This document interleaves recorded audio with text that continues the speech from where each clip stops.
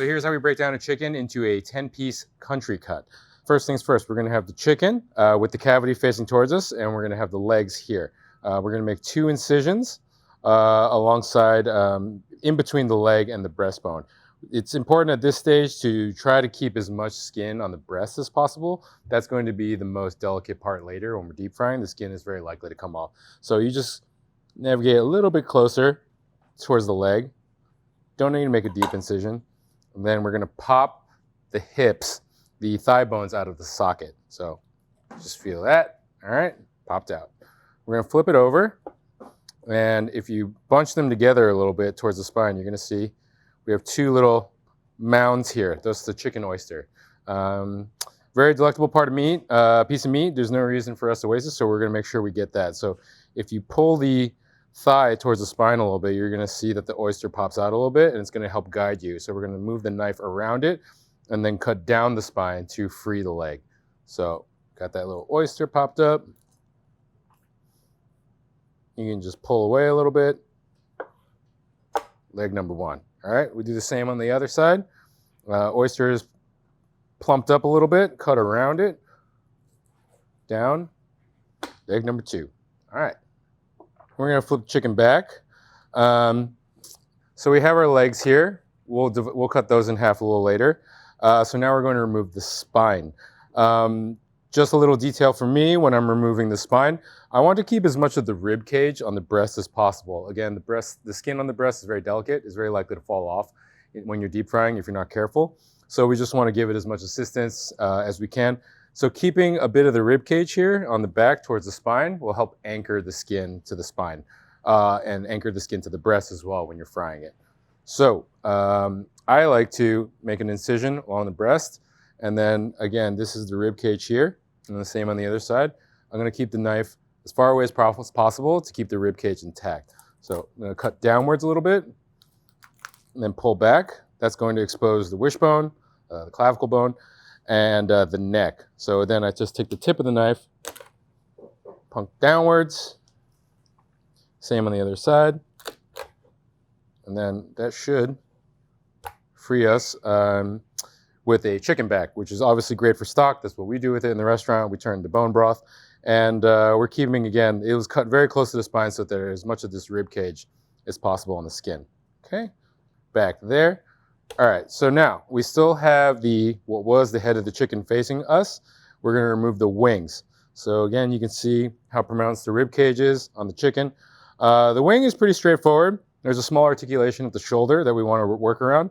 If you pull it back, you're gonna see that there's a little armpit here. That's where you're gonna put your knife. And this should expose the cartilage right here at the shoulder bone. You don't wanna cut too deep into the breast. You just wanna cut just around that, and you'll give yourself a wing. Same on the other side. Pull it up a little bit. You see there's a little armpit there. You just bury your knife to expose it, cut around the articulation of the shoulder. That's another wing. All right, so far we got 1, 2, 3, 4 pieces, and then this is the breast piece. As I've been harping on about, the breast skin is the most delicate. It's the most difficult to preserve when you're deep frying it, so we just want to be really delicate here to maintain the integrity of the skin. So I keep the skin down on the board, and then in between here is going to be the keel bone where we're going to split the bird in half. It's helpful and important to have a sharp knife at this point, so that way you're not dragging the skin on the board. If you drag the skin on the board, it might tear, it might pull off the meat, and then when you fry it later, it's gonna be kind of a messy piece. You know, what you really want out of a really beautifully fried chicken breast is that there's this bite of skin and meat, and it's just all one perfect bite. So that's just the little crucial detail to think about here. So right in the middle, in the keel bone, I just make a little incision, and then if you got a sharp knife, you can just push downwards and just gently pull the knife back. And then you're going to have 2 chicken breasts. All right, so we're gonna start breaking it down finally into our 10 pieces. So again, keep talking about it, the chicken skin on the breast. As you can see here, the breast is not totally even. It tapers towards the bottom of the cavity where the organs were. So you can't cut it directly in half because then one piece is gonna be way larger than the other. It's gonna cook unevenly. So I like to say, we cut it on the 40-yard line on a bias through the rib cage. Again, the rib cage is going to help keep the skin anchored. I like keeping this little bit of neck skin on. It helps protect the meat a little bit. But if you want to trim it off, you can. But again, thinking about it, cutting it on the 40-yard line on a bias because it's a little thicker towards one end than the other. So I just make a little incision first. Again, we're protecting the skin, and then push down. Pulling away. Then you have 2 more equal pieces, and it looks like, at least so far, the skin is pretty well protected. Same thing on the other side. Obviously, it's the left-handed breast, but same concept. 40-yard line on a bias, delicate through the skin, push down, and then there we go. We got some nice chicken breasts there that are a little bit more even. They're going to cook a little bit more evenly, and the skin should be held together well.